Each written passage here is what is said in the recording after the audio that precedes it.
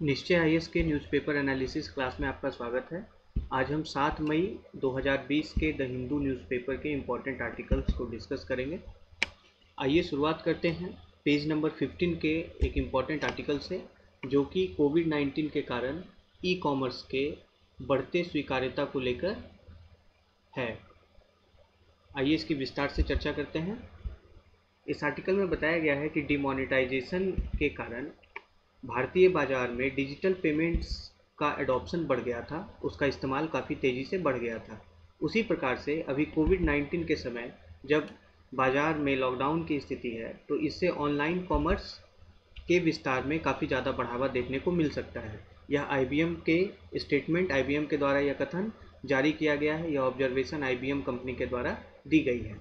आंकड़ों की अगर बात करें तो भारत में रिटेल सेल जो स्टोर्स पर फिजिकल स्टोर्स पे होता है, ब्रिक एंड मोटार स्टोर्स पे, किराना दुकानों में, वह पूरे सेल का 95% है, 95% है, और ऑनलाइन सेल मात्र 5% होता है। इसका यह तात्पर्य है कि भारत में ऑनलाइन सेल के लिए स्कोप और पोटेंशियल काफ़ी ज़्यादा है। और कोविड-19 के समय जब मार्केट में लॉकडाउन है, तो वैसे टाइम पे ऑनलाइन सेल का कंपोनेंट यानी उसकी हिस्सेदारी बाजार में और अधिक बढ़ सकती है। कोविड-19 के महामारी के दौर में जैसा हम जानते हैं कि कस्टमर्स में सेफ्टी और सिक्योरिटी यानी सुरक्षा को लेकर काफ़ी ज़्यादा उनके मन में आशंकाएं हैं। तो ऐसे समय में वह बाहर निकलकर बाज़ार में ख़रीदारी करने के बजाय अपने घर में सेफ रहकर शॉपिंग करना ज़्यादा प्रेफर कर सकते हैं। इस इकोसिस्टम को बढ़ावा देने के लिए टचलेस पेमेंट यानी कि बिना संपर्क भुगतान और वर्चुअल ट्राई ऑन आने वाले समय में नए नॉर्म बनने वाले हैं। वर्चुअल ट्राई ऑन का तात्पर्य होता है जैसे हम किसी कपड़े की दुकान, मॉल या सुपरमार्केट में फैशन अपैरल या कपड़ा खरीदने जाते हैं, तो हम उसको फिजिकली ट्राई करते हैं, अपने ऊपर पहन के देखते हैं कि वह फिट हो रहा है या नहीं हो रहा है। वर्चुअल ट्राई ऑन का कंसेप्ट यह है कि 3D मॉडल सिमुलेशन के माध्यम से आप कपड़े को स्वयं के ऊपर वर्चुअली ट्राई करके देख सकते हैं। तो इस प्रकार की कॉन्टेक्टलेस मार्केट मैकेनिज्म, मार्केट में सुविधाएं आने वाले समय में एक नया नॉर्म बनने वाली हैं, जिससे कि ऑनलाइन कॉमर्स को भी बढ़ावा मिलेगा। एक महत्वपूर्ण बात जो आर्टिकल में बताई गई है कि आने वाले समय में शॉपिंग एक्सपीरियंस जो होगा, खरीदारी का अनुभव, उसमें डिजिटल और फिजिकल यानी कि डिजिटल और भौतिक जो खरीदारी है, दोनों का एक परफेक्ट कॉम्बिनेशन होगा, दोनों का मिश्रण शामिल होगा। तो आने वाले समय में कोविड-19 के बाद का जो दौर है, बाजार में खरीदारी का स्वरूप निश्चित रूप से बदलने वाला है, जिसमें कि डिजिटल और फिजिकल दोनों कंपोनेंट घटक शामिल होंगे। इसमें यह आवश्यकता भी बताई गई है कि आने वाले समय में किसी भी उत्पाद के संपूर्ण वैल्यू चेन को भी व्यक्त करना कंपनियों के लिए या सुपरमार्केट्स के लिए आवश्यक होगा। प्रोडक्ट की अगर वैल्यू चेन की बात करें तो उसके ओरिजिन से लेके प्रोसेसिंग और कस्टमर तक उसको पहुंचाने तक जो ये इंटायर वैल्यू चेन है, मूल्यवर्धन श्रृंखला है, तो उसको कस्टमर्स को स्पष्ट रूप से बताना इसलिए आवश्यक होगा क्योंकि लोग सेफ्टी को लेकर काफ़ी ज़्यादा जागरूक होंगे, काफ़ी ज़्यादा अवेयर होंगे। उनकी आशंकाएं वस्तु के सेफ्टी, उसके प्रोसेसिंग के समय लिए गए हाइजीन के पहल कदम, उनको लेकर काफ़ी ज़्यादा होगी। तो इंटायर प्रोडक्ट वैल्यू चेन के बारे में कस्टमर्स को बताने की आवश्यकता आने वाले समय में अधिक पड़ने वाली है। एक महत्वपूर्ण आंकड़ा यहाँ पर यह बताया गया है कि पूरे विश्व के सकल घरेलू उत्पाद का, जीडीपी का 31% हिस्सेदारी जो है वो रिटेल खुदरा बाजार में है। यानी कि रिटेल जो सेल है, खुदरा विक्रय, पूरे विश्व के जीडीपी का 31% है, 31% है। डाटा जनरेशन की अगर बात करें तो प्रति घंटा रिटेल सेक्टर में लगभग 40 पीटाबाइट डाटा जनरेट होता है। तो इतनी बड़ी मात्रा में डाटा का जनरेट होना ऑनलाइन सेगमेंट में, यह एक तरीके से आने वाले समय में डिमांड को सिग्नल करता है कि किस तरफ मांग का रुझान रहेगा।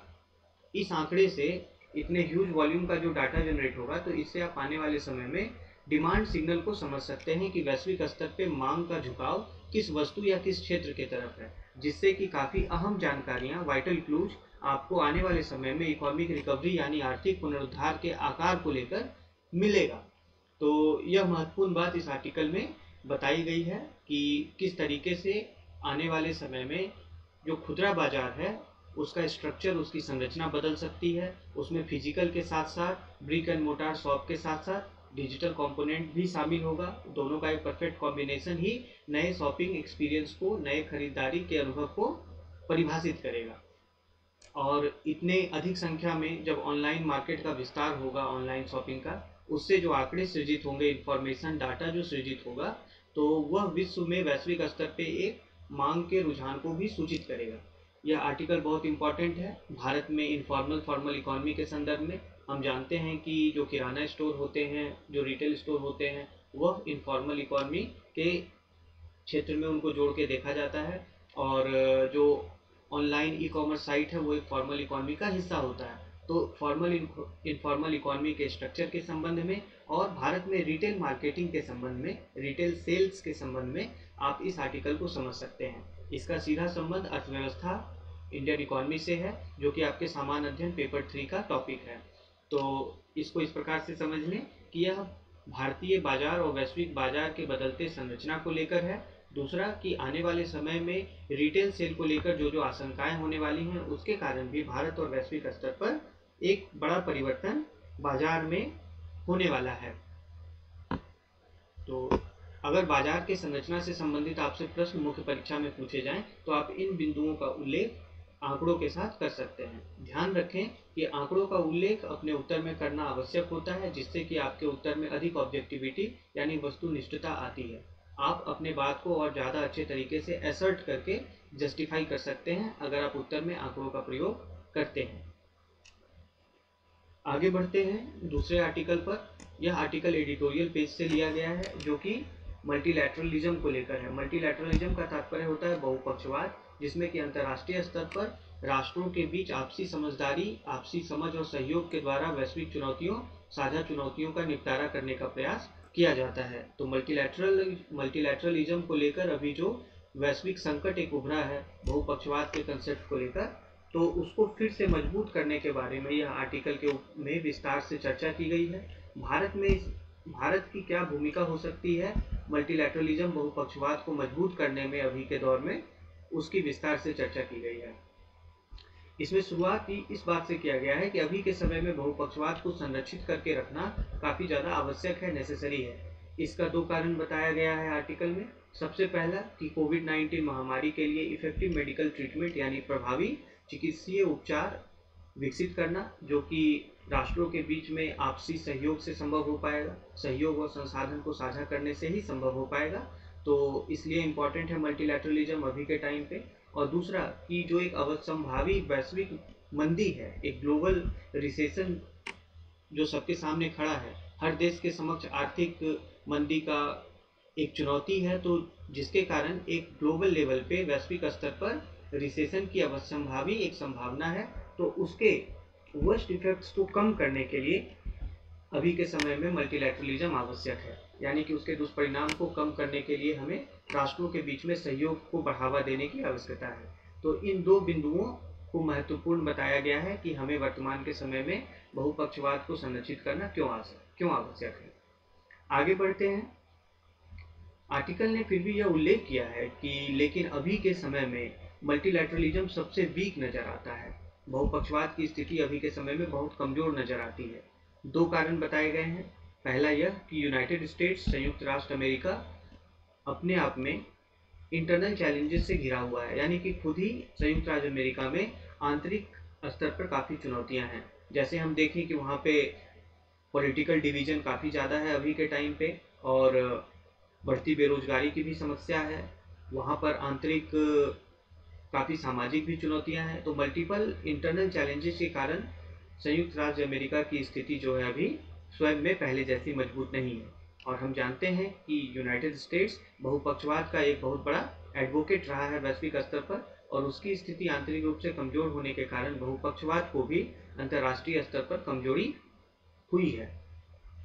दूसरी बात कि चाइना, जो कि एक उभरती हुई महाशक्ति है, उसे भी वैश्विक स्तर पर क्राइसिस ऑफ क्रेडिबिलिटी यानी कि विश्वसनीयता के संकट का सामना करना पड़ रहा है।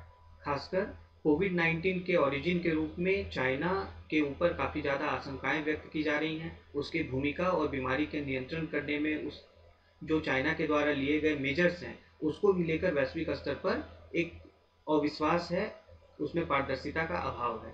तो इन कारणों के चलते चाइना और यूएस जो कि प्रमुख जो मेजर प्लेयर्स हैं ग्लोबल स्टेज पर, उससे मल्टीलैटरलिज्म को नुकसान पहुंचा है, जिससे कि बहुपक्षवाद अभी के समय में सबसे कमजोर होता प्रतीत होता है।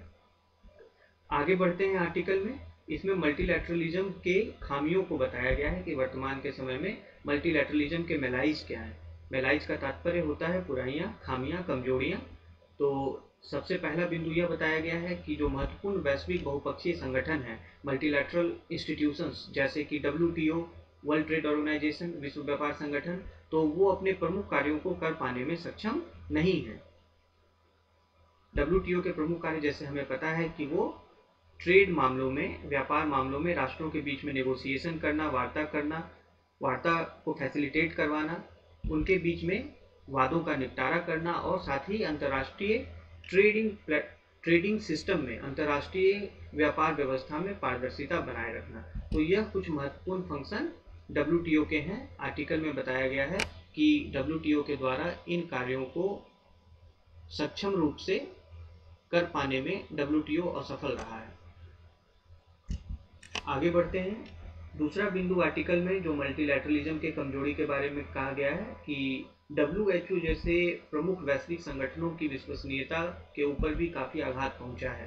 खासकर वर्तमान के समय में यह माना जा रहा है कि WHO को जो तत्परता और जो सक्रियता कोरोना वायरस बीमारी के नियंत्रण में दिखलानी चाहिए थी, वो WHO ने नहीं दिखलाई। कुछ राष्ट्र WHO के चीन के प्रति पक्षपातपूर्ण रवैये को भी की ओर भी इशारा कर रहे हैं, जिसमें कि यूनाइटेड स्टेट्स सबसे अग्रणी है। तो इस प्रकार से अंतर्राष्ट्रीय स्तर पर ऐसे प्रमुख वैश्विक संस्थानों के ऊपर आशंकाएं व्यक्त होने से उनकी विश्वसनीयता खतरे में पड़ जाती है, जो कि बहुपक्षवाद के लिए एक बहुत बड़ा थ्रेट है।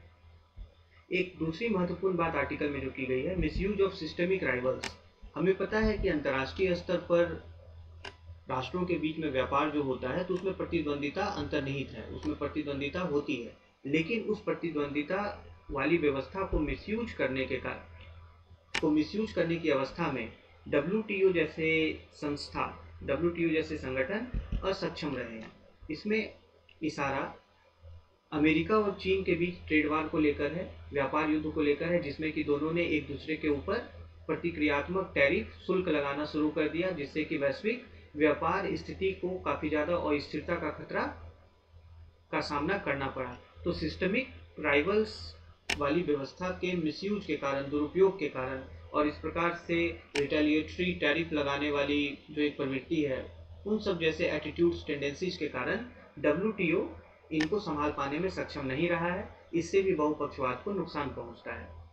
आगे एक महत्वपूर्ण विश्लेषणात्मक बात यह बताई गई है कि बहुपक्षवाद का एक इम्पॉर्टेंट फीचर होता है इंटरडिपेंडेंस, यानी अंतर्निर्भरता। राष्ट्र एक दूसरे पर अंतर्निर्भर होते हैं अपनी ज़रूरतों के लिए, समस्याओं के निदान के लिए। तो इस इंटरडिपेंडेंस को हथियार के रूप में इस्तेमाल किया जा रहा है अपने अपने राष्ट्रीय हितों को साधने के लिए।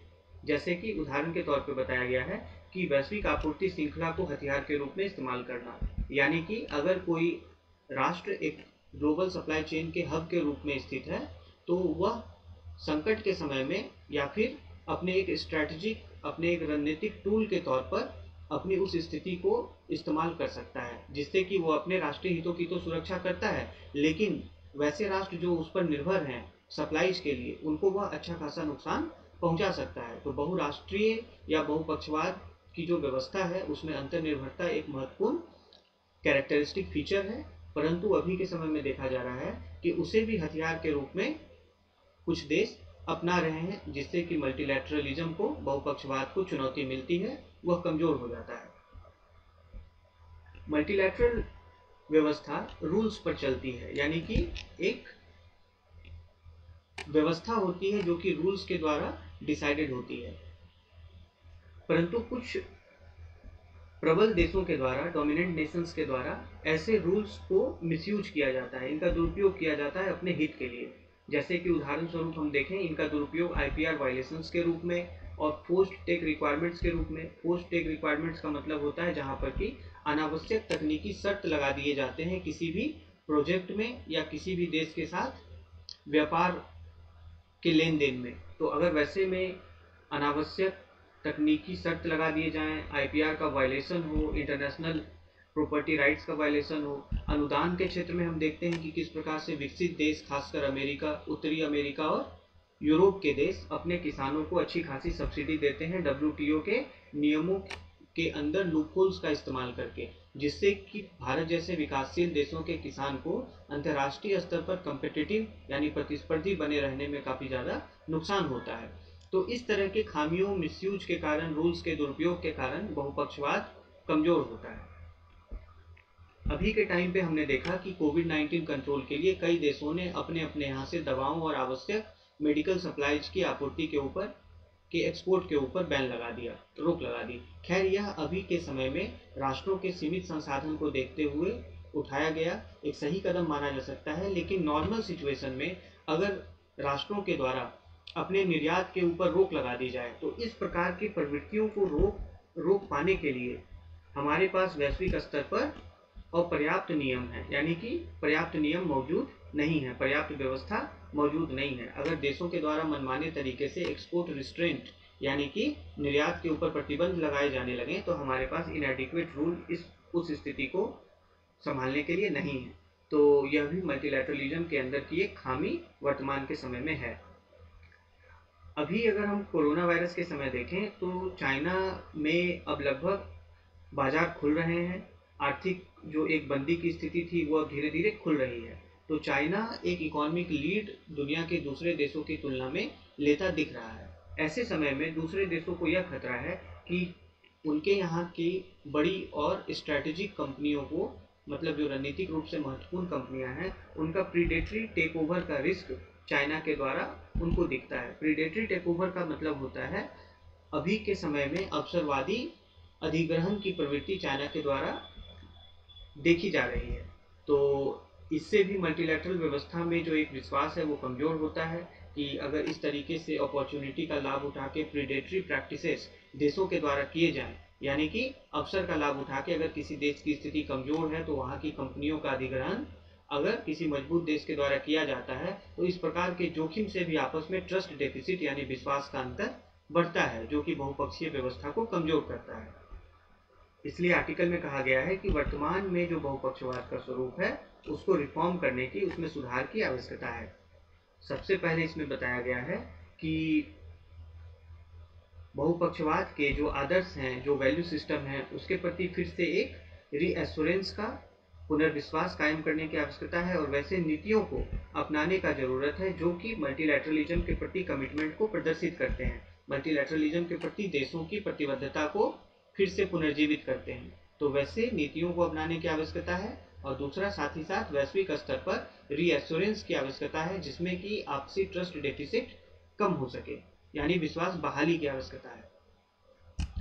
दूसरे बिंदु के रूप में बताया गया है कि यूनाइटेड स्टेट्स, जो कि अभी एक वैश्विक महाशक्ति के रूप में स्थित है और उसका बहुपक्षवाद को मजबूत बनाए रखने में बहुत बड़ी भूमिका उसकी मानी जाती है, हमेशा से रही है। तो ग्लोबल सप्लाई चेन को मजबूत करने में उसको भी अपनी प्रतिबद्धता दिखानी चाहिए, डेमोन्स्ट्रेट करनी चाहिए। इससे वैश्विक स्तर पर बहुपक्षवाद मजबूत होगा। अभी हम जानते हैं कि चाइना एक ग्लोबल सप्लाई चेन के केंद्र के रूप में वैश्विक स्तर पर उभरा है और अगर चाइना जैसे देश मल्टीलैटरल रूल्स का उल्लंघन करते हैं, मल्टीलैटरल व्यवस्थाओं के विपरीत जाकर कार्य करते हैं, तो वैसे ग्लोबल सप्लाई चेन डिसरप्टेड हो जाता है, वैश्विक आपूर्ति श्रृंखला बाधित हो जाती है। उस परिस्थिति में जो वैसे देशों के ऊपर निर्भर राष्ट्र हैं उनके ऊपर आर्थिक संकट की स्थिति हो सकती है। तो अमेरिका जैसे शक्तिशाली देशों को ग्लोबल सप्लाई चेन को मजबूत करने के प्रति अपनी प्रतिबद्धता फिर से प्रस्तुत और प्रदर्शित करनी चाहिए। एक महत्वपूर्ण बात इसमें कही गई है स्ट्रैटेजिक डीकपलिंग की। स्ट्रैटेजिक डीकपलिंग का मतलब होता है रणनीतिक रूप से अलग होना, सोचा समझा अलग होने का फैसला, यानी स्ट्रैटेजिक डीकपलिंग। कहा गया है कि स्ट्रैटेजिक डीकपलिंग की एक बहुत ही अर्जेंट नीड है, बहुत ही इसकी आवश्यकता है और एक समान सोच वाले देशों के बीच में कोऑपरेशन यानी सहयोग को बढ़ाने की भी जरूरत है। स्ट्रैटेजिक डीकपलिंग को थोड़ा सा हम विस्तार से समझते हैं।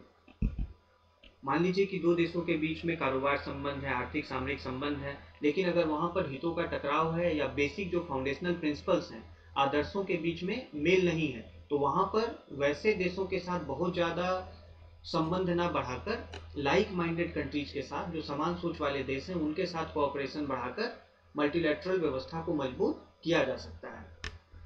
वही बात आगे के बिंदु में बताई गई है कि जिन देशों के साथ शेयर्ड वैल्यूज हों, महत्वपूर्ण जो साझा मूल्य हैं जैसे कि बहुलवाद, प्लूरलिज्म, लोकतंत्र, उदारवाद, लिबरलिज्म, तो इस प्रकार के वैल्यू सिस्टम पर स्थापित जो देश हैं उनके साथ डीप इंटीग्रेशन हो, उनके साथ बहुत ही गहरे संबंध हो और बाकी दूसरे देशों के साथ एक लिमिटेड रिलेशन हो। इसे ही स्ट्रैटेजिक डीकपलिंग के रूप में आर्टिकल में कहा गया है और वैश्विक स्तर पर बहुपक्षवाद को मजबूत करने के संदर्भ में यह एक सुझाव दिया गया है। लेकिन यहाँ पर थोड़ा प्रिकॉशन की आवश्यकता है, क्योंकि अगर हम वैश्विक व्यवस्था से, बहुपक्षवाद की व्यवस्था से कुछ ऐसे देशों को बाहर रखते हैं जो कि हमारे आदर्शों में विश्वास नहीं करते, तो वैसी स्थिति में वैसे देशों की अकाउंटेबिलिटी और भी कम हो जाती है। फिर वैसे देशों के द्वारा किए गए कार्यों को किस व्यवस्था के तहत चिन्हित कर उसे दंडित या नियंत्रित किया जाएगा, तो यह समस्या इस सुझाव के साथ हो सकती है स्ट्रैटेजिक डीकपलिंग को लेकर। इसीलिए इसका उपयोग बहुत ही सोच समझकर ही किया जाना चाहिए। एक तरीके से यह पॉजिटिव कंसेप्ट के रूप में यूज किया जा सकता है कि लाइक माइंडेड देशों के बीच में, समान सोच वाले देशों के बीच में घनिष्ठता और बढ़ाई जाए, कोऑपरेशन और बढ़ाया जाए, लेकिन मल्टीलैटरल सिस्टम्स में से जो बहुपक्षीय प्रणाली हैं, संगठन हैं, उसमें से वैसे अलग मूल्य वाले देशों को भी हटाया ना जाए, उनके साथ भी संबंध और मजबूत करने के प्रयास किए जाएं और उनकी जवाबदेहिता को तय करने के और मैकेनिज्म्स और व्यवस्थाएं वैश्विक स्तर पर विकसित की जाएं। तो आप इस सुझाव के साथ एक बात और जोड़ सकते हैं कि स्ट्रैटेजिक डीकपलिंग भी ठीक है, यह महत्वपूर्ण है, लेकिन वैसे देश जो कि अंतर्राष्ट्रीय rule and order, multilateral system के रूल एंड ऑर्डर का उल्लंघन करते हैं, उनको अकाउंटेबल बनाने के लिए, जवाबदेह बनाने के लिए और वैश्विक स्तर के संगठनों की आवश्यकता है और वैसे मैकेनिज्म्स की आवश्यकता है जिससे अकाउंटेबिलिटी और ट्रांसपेरेंसी उन देशों की सुनिश्चित की जा सके। तो इस विश्लेषण के साथ इस आर्टिकल के इस सुझाव को आप देख सकते हैं। भारत की क्या भूमिका हो सकती है बहुपक्षवाद को बढ़ावा देने और मजबूत करने में? तो आर्टिकल में बताया गया है लेख में कि भारत के समाज में जो बहुलवाद है, प्लूरलिज्म है, लोकतंत्र है, उदारवाद है, तो यह सब आदर्श हमारे, जिनका कि हम व्यवहार में आचरण करते हैं अपने देश में, यह सब हमारे लिए एक असेट है, एक संपत्ति के रूप में है, जिसका कि हम वैश्विक स्तर पर मल्टीलैटरलिज्म को बढ़ावा देने में इसका उपयोग कर सकते हैं। और भारत इन आदर्शों और मूल्यों के साथ भारत के लिए एक बहुत ही रिमार्केबल अपॉर्चुनिटी है, एक बहुत ही बढ़िया अवसर है कि वो विश्व में बहुपक्षवाद को बढ़ावा देने में अपना सहयोग दे, अपनी भूमिका निभाए, क्योंकि बहुपक्षवाद मूलतः इन आदर्शों पर भी आधारित होता है, क्योंकि उसमें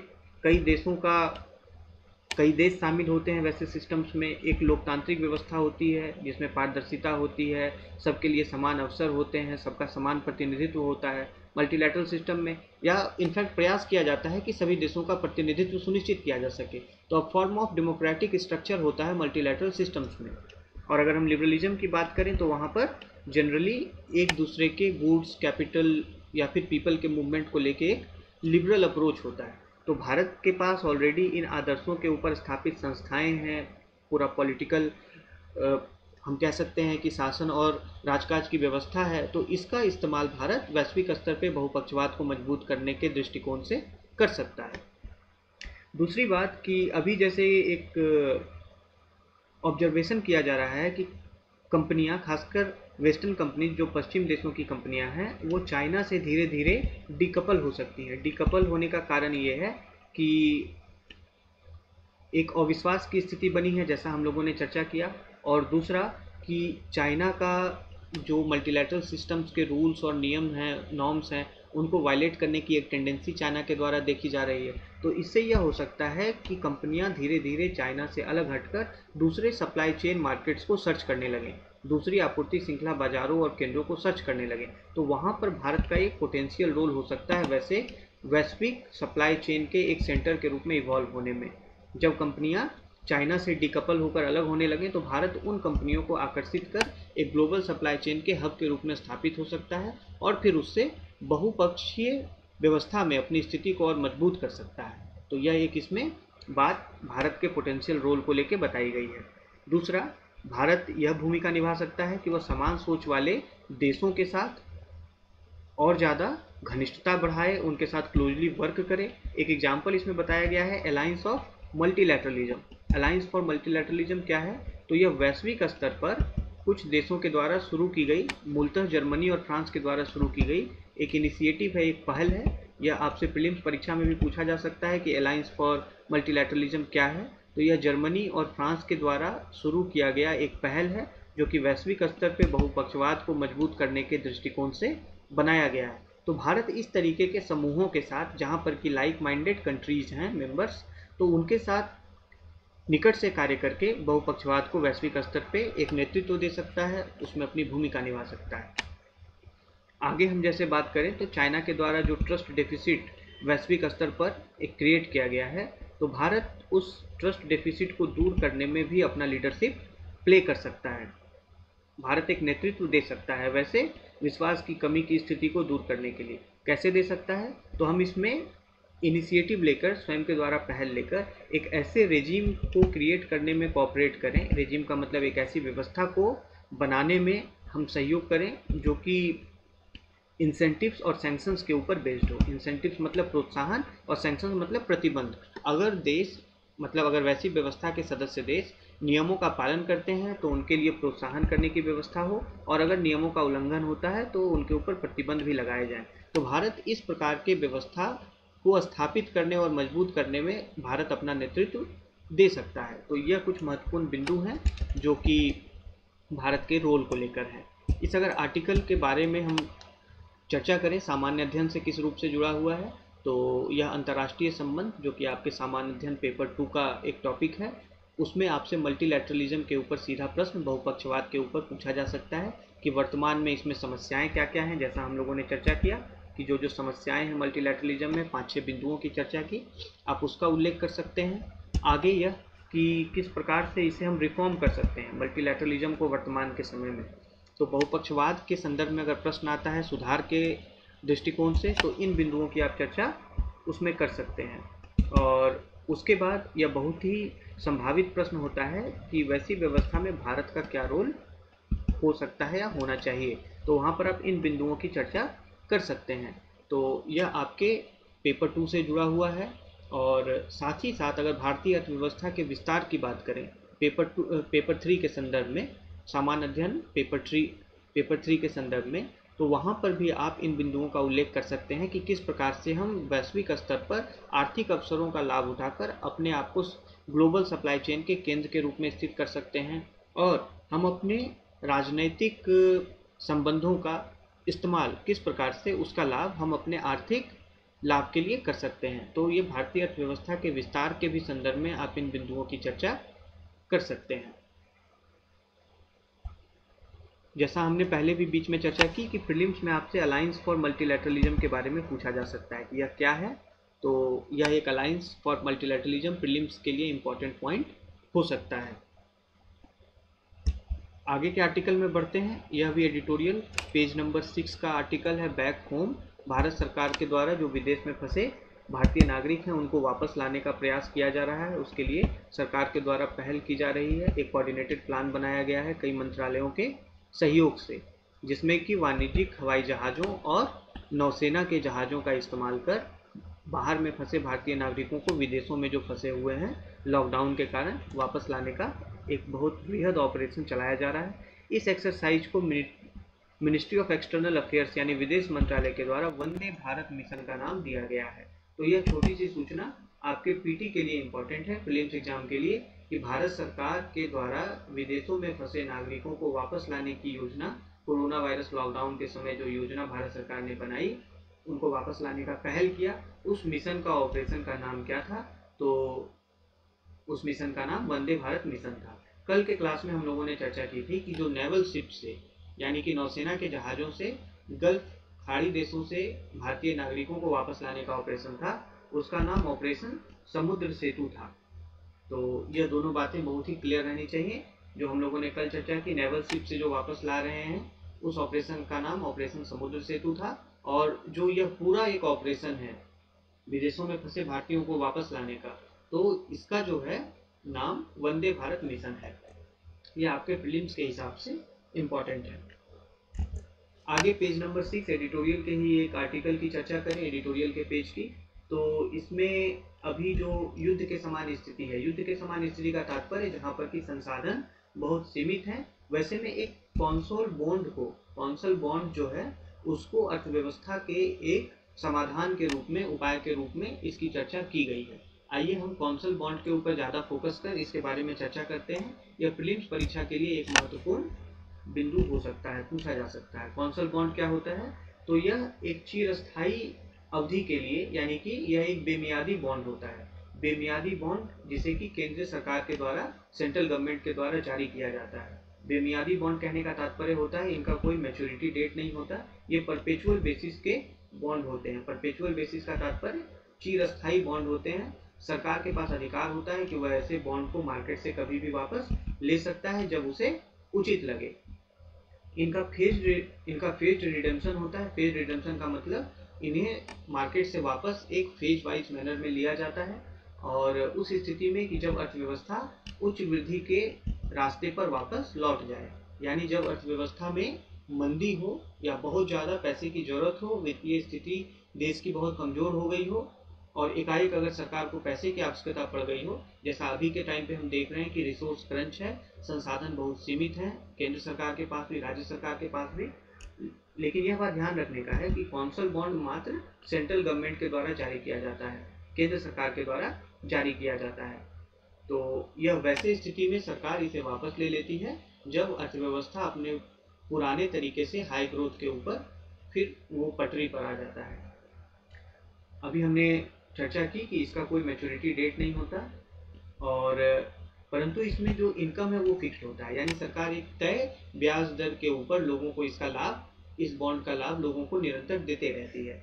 और यह इसमें एक इम्पॉर्टेंट जो है इसकी खासियत है कि इंटरेस्ट पेमेंट का एक स्टेडी स्ट्रीम होता है, यानी कि जो ब्याज भुगतान सरकार के द्वारा किया जाता है निवेशकों को, वह एक स्टेडी स्ट्रीम की तरह निरंतर लोगों को मिलता रहता है, यानी उसमें कभी भी रुकावट नहीं आती।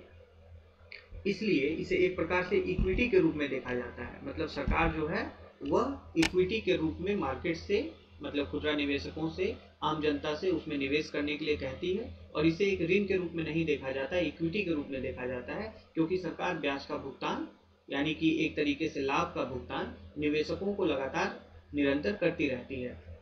इसका उदाहरण अगर हम देखें तो प्रथम विश्व युद्ध के समय 1917 में ब्रिटिश ट्रेजरी के द्वारा कंसल बॉन्ड को जारी किया गया था। वर्ल्ड वार 1 के टाइम पे इंग्लैंड को, मतलब युद्ध के लागत को फाइनेंस करने के लिए पैसे की आवश्यकता थी, धन की आवश्यकता थी, तो 1917 में ब्रिटिश सरकार के द्वारा कंसल बॉन्ड जारी किया गया।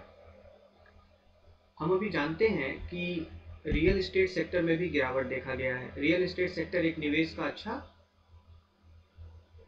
साधन माना जाता है, और साथ ही सोना भी एक जो है वो निवेश का अच्छा साधन माना जाता है। लेकिन रियल एस्टेट में अभी काफ़ी ज़्यादा गिरावट देखी गई है, रियल एस्टेट सेक्टर का प्रदर्शन अच्छा नहीं है, और सोने के अलावा, यानी कि गोल्ड के अलावा निवेश के और सुरक्षित साधन अभी उपलब्ध नहीं दिख रहे। तो ऐसी परिस्थिति में कंसल बॉन्ड निवेशकों के लिए भी, खुदरा निवेशकों के लिए भी एक जोखिम रहित निवेश का विकल्प के रूप में सामने आ सकता है, और इससे जो अभी सरकार को धन की आवश्यकता है उसकी भी पूर्ति की जा सकती है। तो यह बात इसमें एक अभी के टाइम पे वित्तीय स्थिति को मजबूत करने के लिए और शॉर्ट टर्म में फंड रेज करने के लिए सरकार को एक सुझाव कौंसल बॉन्ड के रूप में दिया गया है इस आर्टिकल में। यह आपके प्रीलिम्स परीक्षा के लिए इम्पोर्टेंट है ही, साथ ही मेंस में भी इम्पोर्टेंट है। अगर आपसे पूछा जाए कि केंद्र सरकार के द्वारा आपात स्थिति में किस क्या क्या साधन या विकल्प होते हैं धन जुटाने के, तो उसमें आप कौंसल बॉन्ड की भी चर्चा एक बिंदु के रूप में कर सकते हैं। तो इस संदर्भ में ये आपसे पेपर 3 भारतीय अर्थव्यवस्था के लिए यह महत्वपूर्ण टॉपिक है, और इसका पीटी और मेंस दोनों के लिए महत्व है। आगे बढ़ते हैं पेज नंबर 15 पर। पेज नंबर 15 में किराना स्टोर जो भारत में है वह किस प्रकार से लॉकडाउन के समय एक जीवन रेखा के रूप में उभरे हैं, उसके बारे में चर्चा की गई है। हालांकि यह आर्टिकल देखने में उतना महत्वपूर्ण नहीं लग सकता है, लेकिन यह बदलते परिवेश में जो परंपरागत जो बिजनेस मॉडल हैं वह किस प्रकार से प्रासंगिक बने रह सकते हैं, उसको लेकर समझ विकसित करने में बहुत महत्वपूर्ण है। साथ ही इनफॉर्मल सेक्टर का फॉर्मलाइजेशन कैसे किया जा सकता है, अर्थव्यवस्था के अनौपचारिक क्षेत्र किस प्रकार से फॉर्मलाइज हो सकते हैं और ज़्यादा अपने आप को प्रासंगिक बना सकते हैं, उसके बारे में इसे समझ सकते हैं।